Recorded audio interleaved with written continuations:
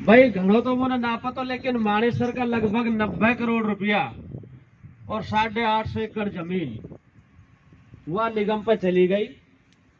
मन मर्जी को काम कर रहा है, विकास नाम की कोई चीज ना है।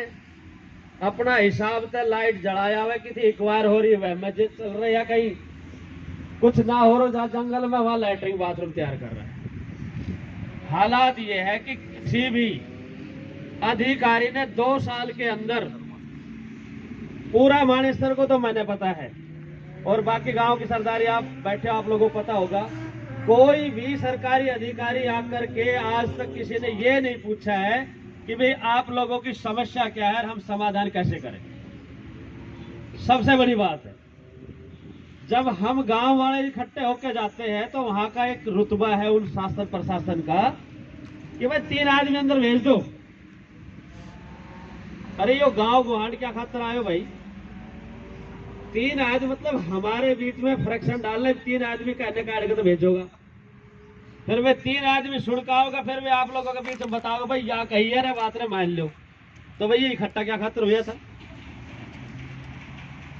अब जो हम 25 तारीख तक धरना बैठा, वहां हमारी शायद बड़ो अन्याय वाली भाषा चले है, बोलो यहाँ ना बैठा वो परासी न रख ले नू कर देगा। हमने भी जिद कर ली, भाई हम किम करो वो कर लो, तो मुझे गाइड। अब बात यह है कि भाई निगम हटायो कैसे जाए। मार्क ने 2 विचार मेरा अपना है जो मैं आप लोगों के बीच में रखूं।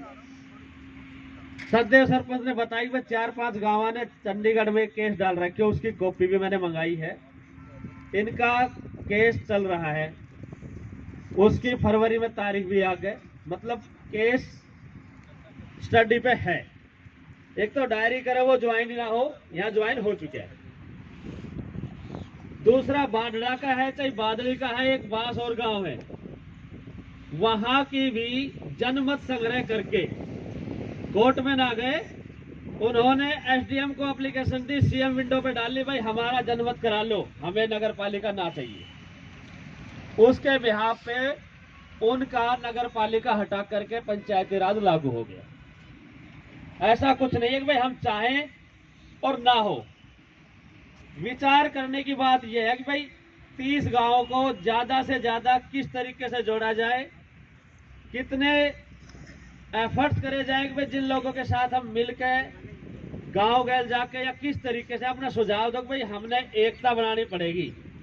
जब तक जनमत ना हो, सिर का जुड़ाव ना होगा, तब तक काबिलियत में बड़ा टेढ़ा काम है। और कानून कार्रवाई में तो हमने साथ लेना ही लेना पड़ेगा। जब से आप लोग धरने पे बैठे हो, प्रशासन की एक बात तो क्लियर हो गई, उन्होंने अनाउंस और कर दिया, बोला भाई निगम का चुनाव बहुत जल्दी कराया जाएगा। जबकि 600 करोड़ रेवेन्यू का पैसा जो अपना गया था पंचायती राज का, उसमें से 450 करोड़ रुपया तो ये खर्च कर चुके ऑलरेडी।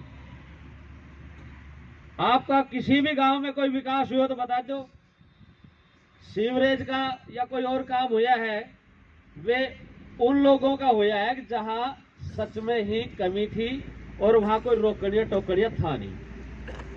रुपया लगाया 100, बिल बनायो 1,500 को, रेशो देख लो के हिसाब किताब है।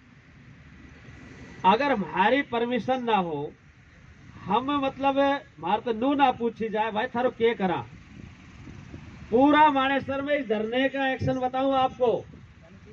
मेरी गली में इन लोगों ने पाइप जो पानी का दबाना शुरू कर दिया, पूरा मानेसर में कैलाश की गली दिखाई दी। इन लोगों का ये हाल है कि किसी तरीके से इन लोगों को बदनाम किया जाए, भाई ये काम नहीं करने देते।